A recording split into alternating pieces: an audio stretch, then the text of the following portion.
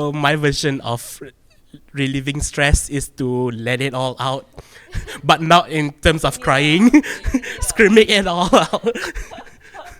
At like 3, 4 a.m. in the morning when I can't sleep back after breastfeeding. I've definitely felt that burnout. I'm like, how did I get here again? like, what? Like, why did I do this? Yeah. Like, what am I doing? I can't do this. This is just whatever. I'm done. Especially my brother, because he always wants me to do something with him, and I was like, can you stop? Like, get out of my room, please.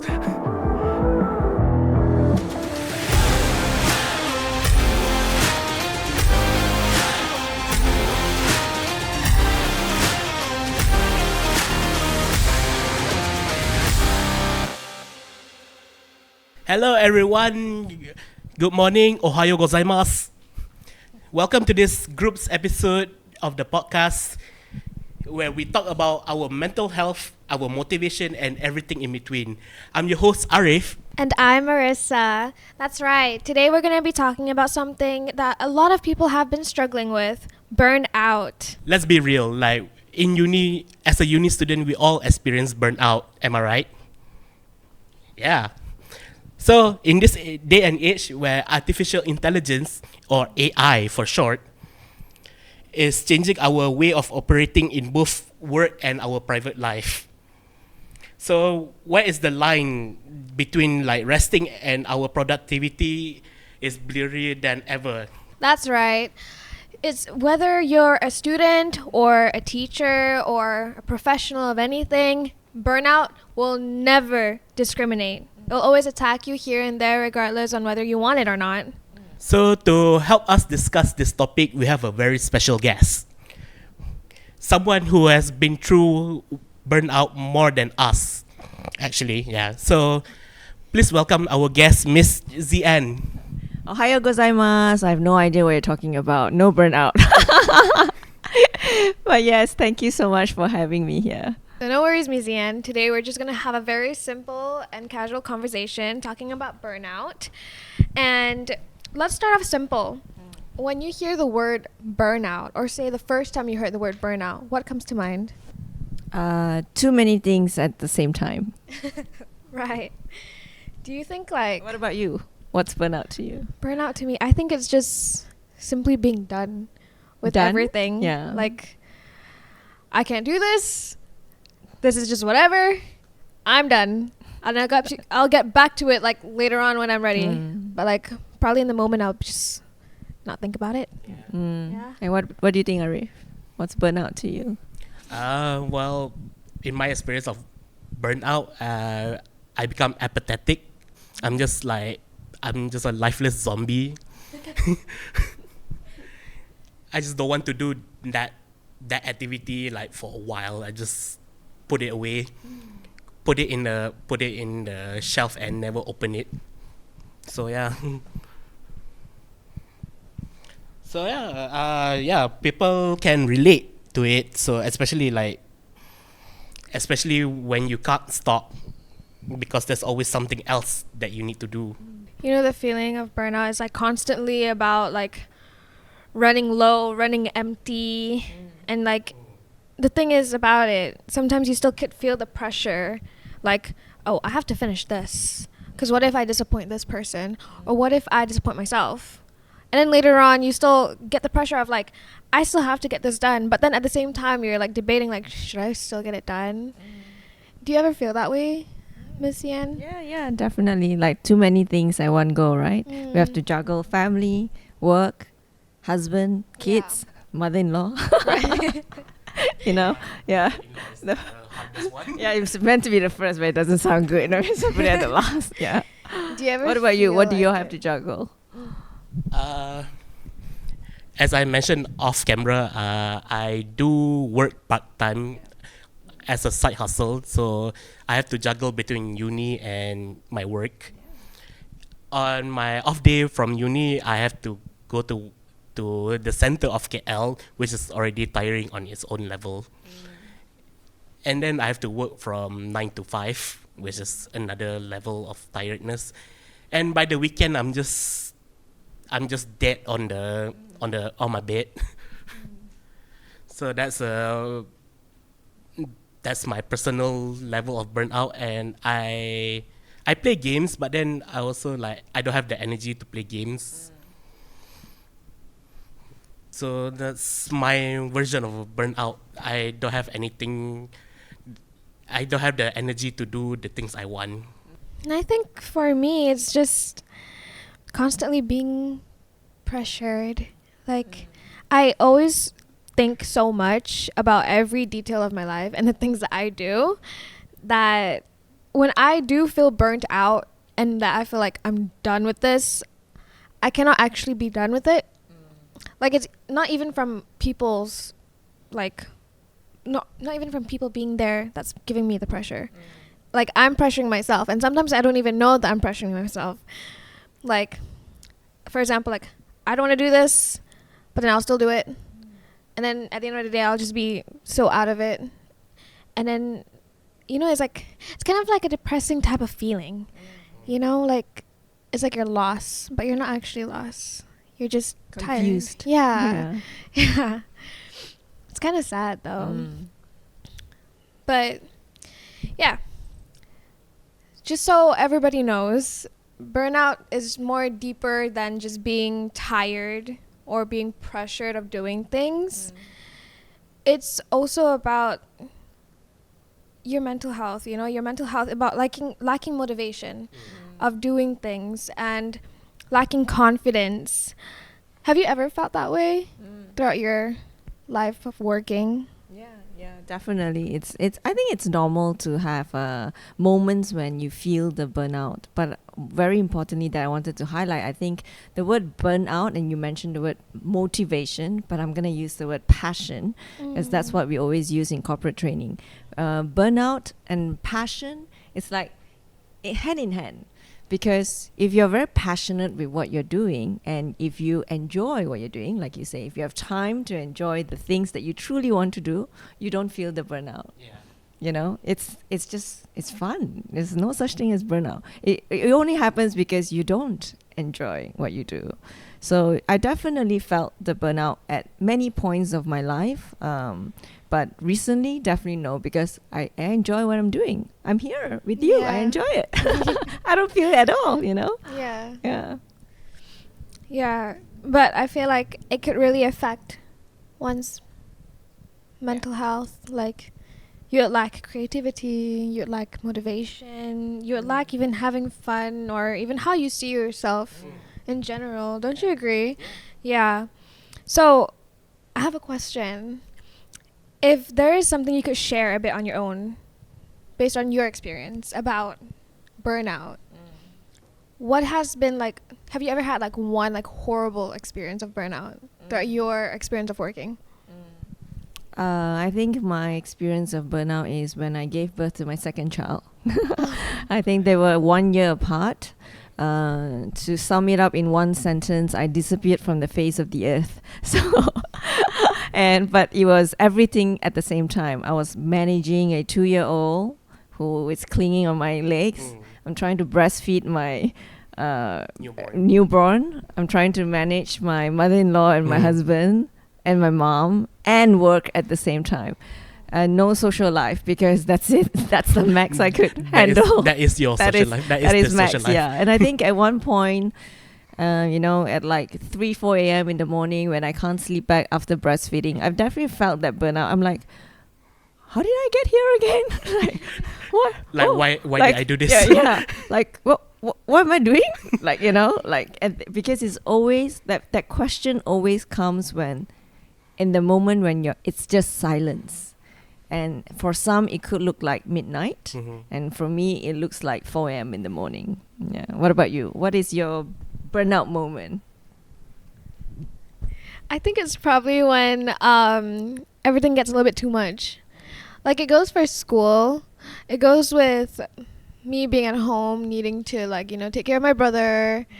Or even, like, trying to balance out my life outside of school. Like, I'm a skater. I do figure skating. So, like, needing to focus on training and pleasing my coach. And I feel like I get burnt out for, like, say, in a week, if there's so much for me to do, I just get done. And I'll hibernate for like the rest of the weekend. I won't want to see anyone. I wouldn't want to do anything. I just want to sit in my room. Either I read or I sleep. But I feel like for me, it goes to a point where I have limits. If I could take it, I'll continuously go and push myself and do it. But then if it gets to a point where I'm just like, whoa, I cannot be taking all of this, then I'm just like out. Like, no. Even if somebody tells me like, Krista, can you do this? Or can you do that? Like, I'm just like, no, I'm done. There's already this much. Like, if it pushes me to a certain extent, right, I'll probably just not even speak to a single person. Because that's how bad of an effect it could have on me, personally. It has happened before.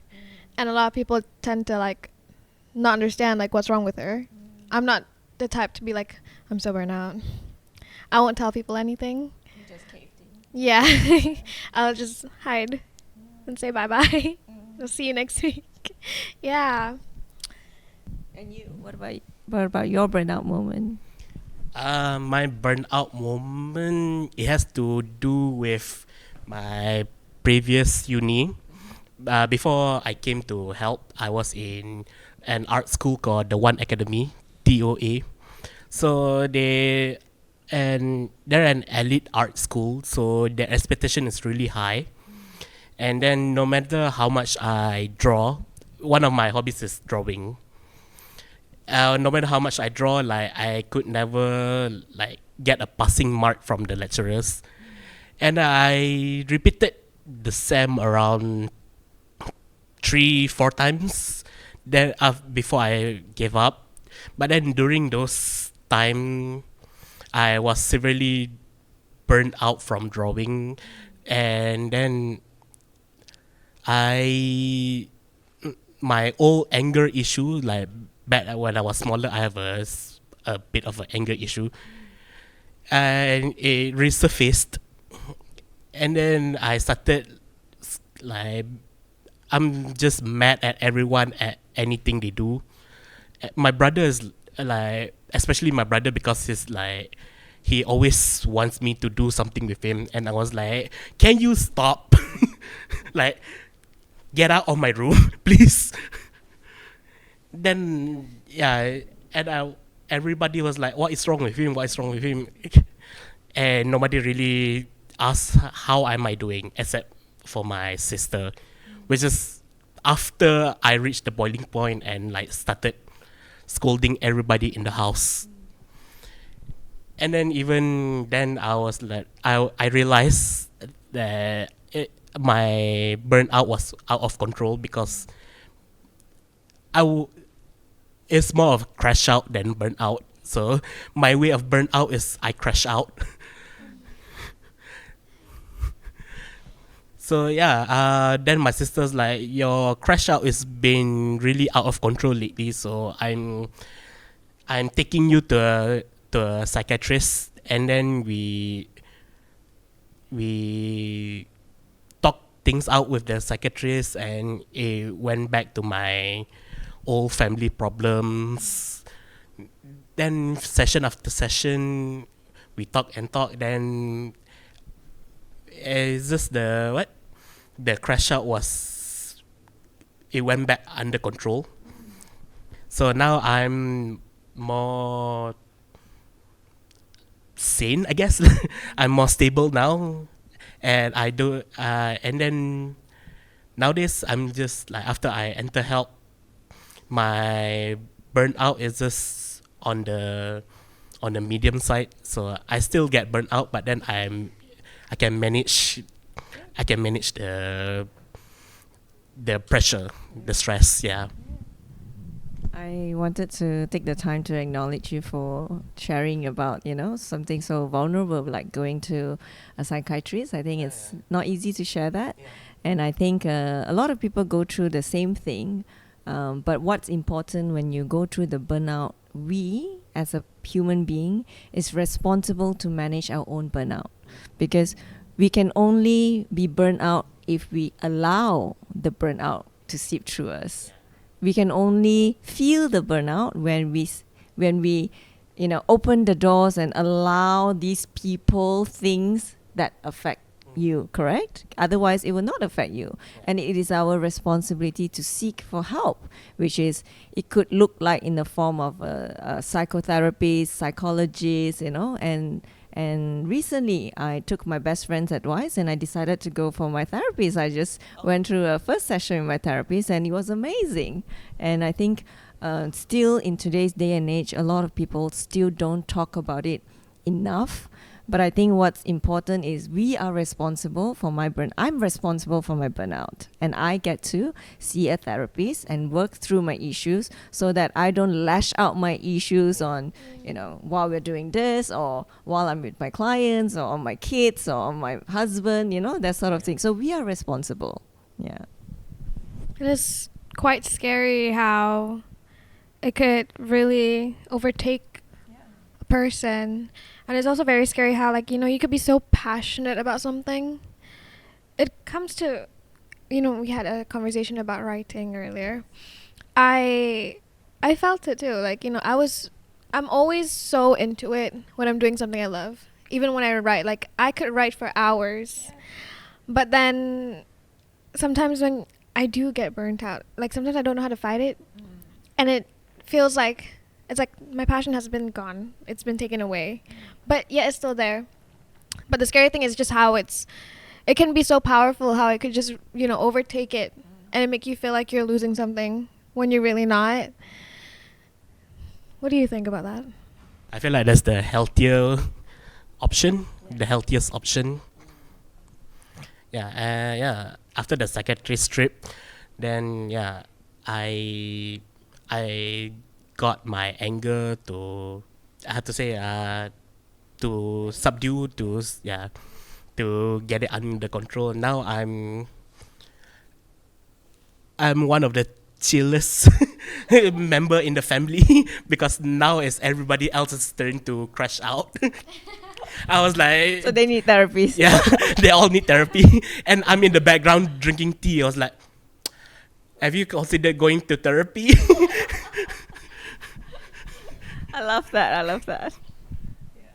What's your top best way of coping when you're feeling like everything is a little bit too much for you?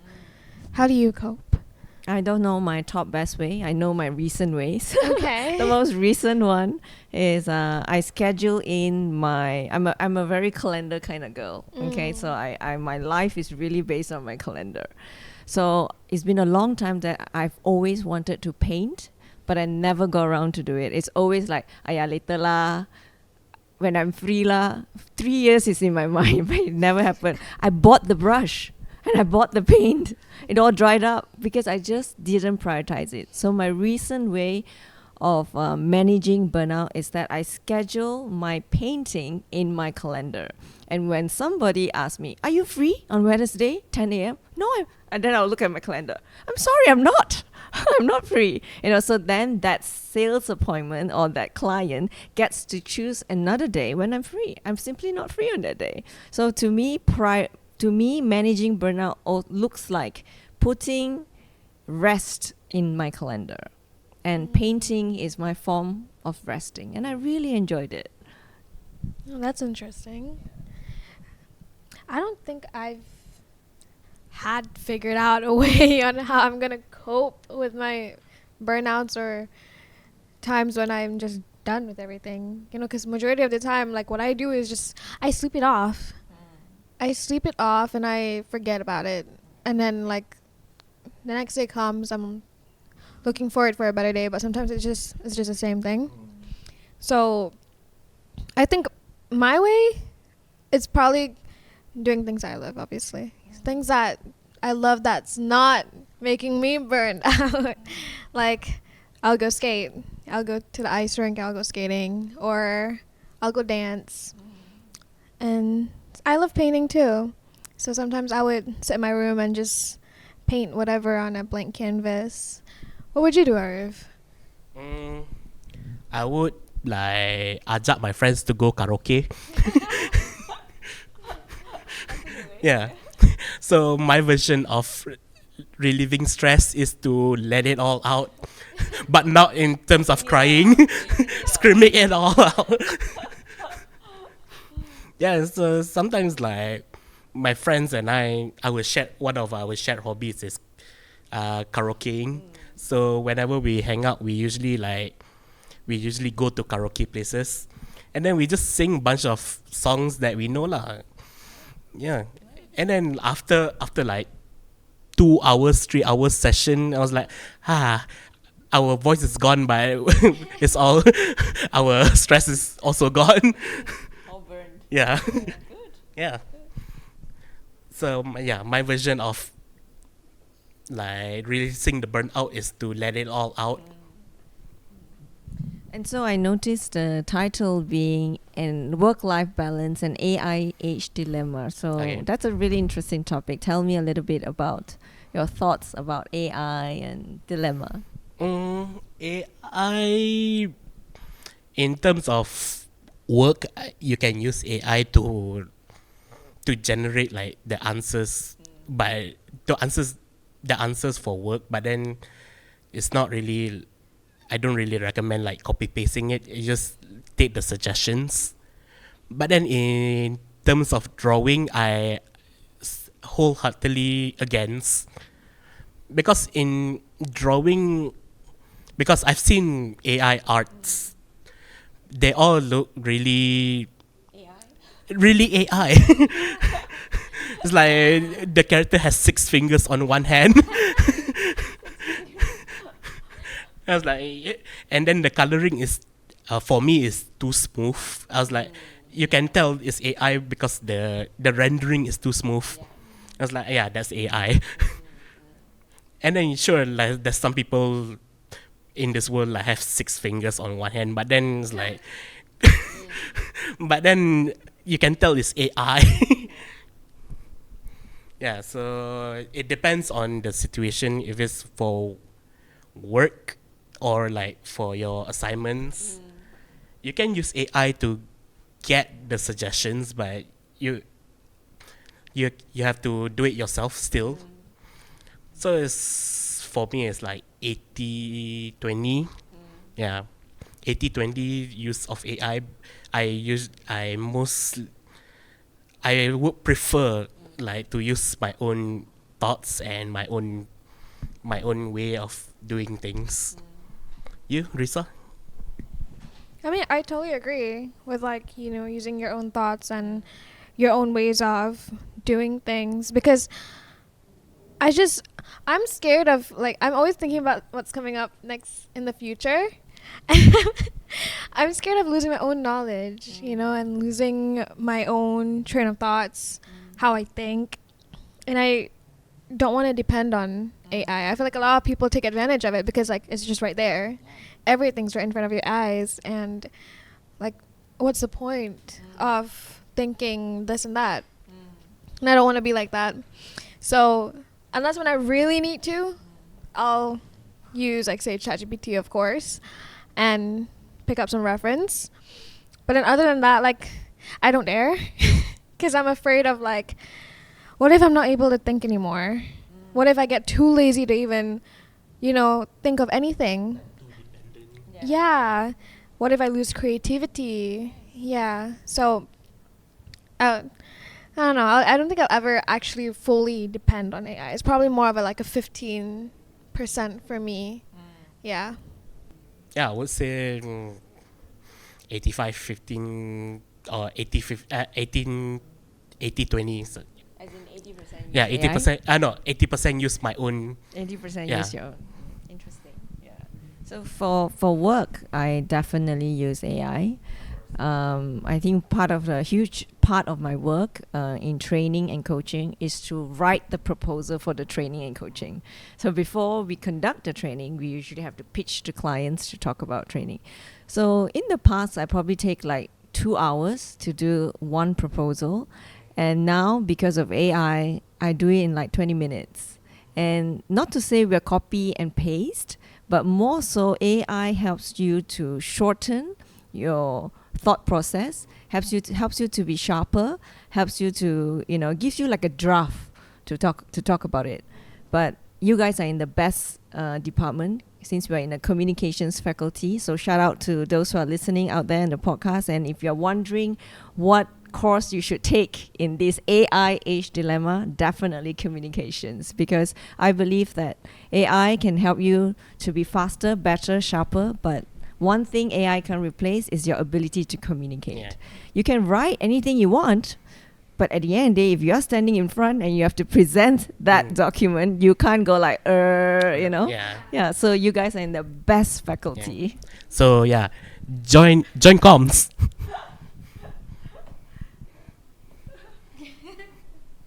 So, what's your opinion based on, like, say, in your view, as a professional, and you're seeing all these students using AI? What's your opinion, looking at all these students always constantly depending on AI? What do you have to say? Well, I think today's day and age, people, AI will not replace people, but people who don't use AI will be replaced.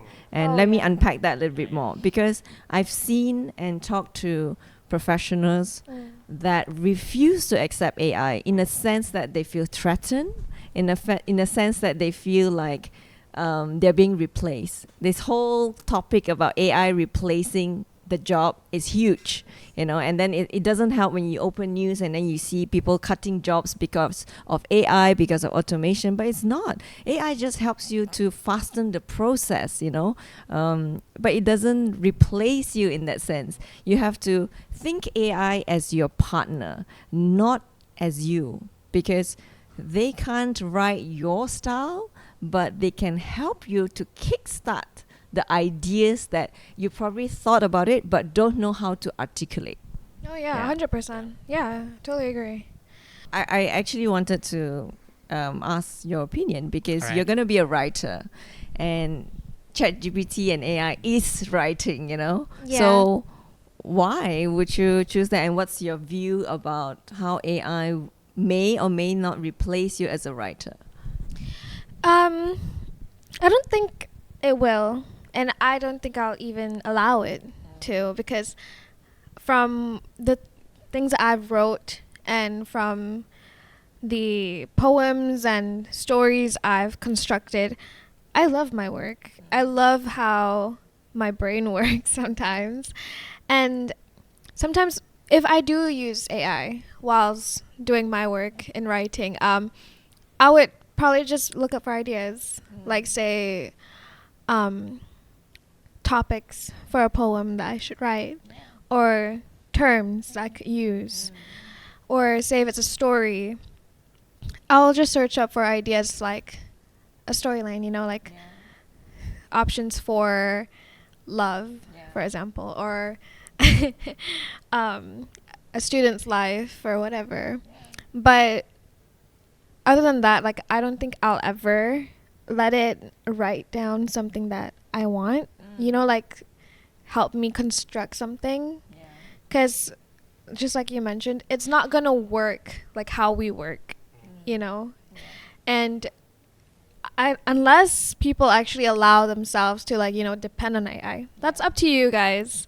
It's totally up to you. It's not wrong or whatever. But personally, as a person who spent, I say, about 2-3 years writing and constructing poems and whatever, you should love what you do and how your brain does things, because nothing's more beautiful than how a human brain works. And yeah, I think that's the only time I'll actually search up Google and ChatGPT something. But other than that, it's all me. And it will continuously be like that, because I admire my own work. I admire that about you. Thank you. Although I've not read the work, but I'm interested to be reading your poem. So Marisa's going to be launching a new book on a poem that's going to come out that is non-ChatGPT, my friends. Non-ChatGPT. Hopefully next year. Yes. Probably around January. Yeah. Oh my God, self-promotion. I'm so sorry. Self-plugging myself. Yeah. Yeah. So I think that's an interesting question about whether in their working life, whether the boss hires one person and then replace everybody in AI. I don't think that truly works. AI definitely reduces a little bit of manpower. I'm not going to deny that. It used to be a 100-person team. It could look like 80. I'm not going to deny that. But it will never be like maybe from 100 to like 5. Why? Because you have all the information already. What's the difference? AI and Google. ChatGPT just helps you to summarize the Google. You know what I mean? Google has already been there for so long. We Google our work, but it's a different form of answers and interpretation that comes out. But what human beings does is that we filter AI. AI gives us the information. They gives us the options. They gives us inspiration. But as humans, we get to choose. We get to filter. And as an employer or a boss perspective, if you only want AI, you can have 10 laptops working for you, but it doesn't work. You need a human being to filter exactly what you want, and we use AI as a tool to get the boss what they want. Oh, yeah. I like how that works. I love the sound of That's that. your pitch for your first job interview, okay? Because they are going to ask you that question. Yeah. Because it's kind of off topic already, the way you guys portray it a little bit. Repeat that question. I don't understand. So basically, like the boss, the employer, will fire the people and then like ask one person to handle everything. How does that affect him, that employee, to have burnout, or like does he have burnout, or does that person does not have burnout from that? Yeah. Well, the person who's left need to go to therapist, because now you're facing with the whole like, oh my God, I used to have 10 friends. Now I'm alone, that's one. So it's psychological reasons. And second, I think it just doesn't feel good when you're a lone ranger and you're working on your own. You need colleagues. Yeah, you need true. a team. You need like college assignment peers to work together to come out with that creative juice. You need to brainstorm. Yes. Yeah. So definitely, it doesn't work. Definitely you get burnout trying to fulfill too many roles. Yeah. That's a really good note to end this episode of the podcast. So again, thank you to ZN for being here and for sharing your experience for today's episode of the podcast. Yeah, thank you so much for sitting here with us and sharing your thoughts and your experience. Burnout is definitely not for the weak, and you're so strong for everything that you've overcame and everything that you've faced in your life. I absolutely admire you, and I look up to you for what you do. Thank you so much. Thank you. And my closing remarks to this topic is that as you're listening to this and you're wondering, you're a student about to enter into the workforce, I want to encourage you, do not fear AI. Use it as your partner. Use it as your thinking mind. And when you go for interviews, be explicit and say how you're going to help your boss to do that job with AI as a tool. Yeah, thank you. And my last note for everybody, don't isolate yourself. Don't do the Rissa move, okay? You always have to always try and meet people, be around people you love, people that could possibly help you to overcome something you're struggling with. Because sometimes isolating, I know how it feels like. It's not fun. It's very lonely, okay? But yeah, thank you everyone for watching. Thank you, Zien. Thank you, Arif. ありがとうございました。このエピソードで見ましたでありがとうございました。またZNさんでまた会いましょう。はい。それじゃ皆さんバイバイ。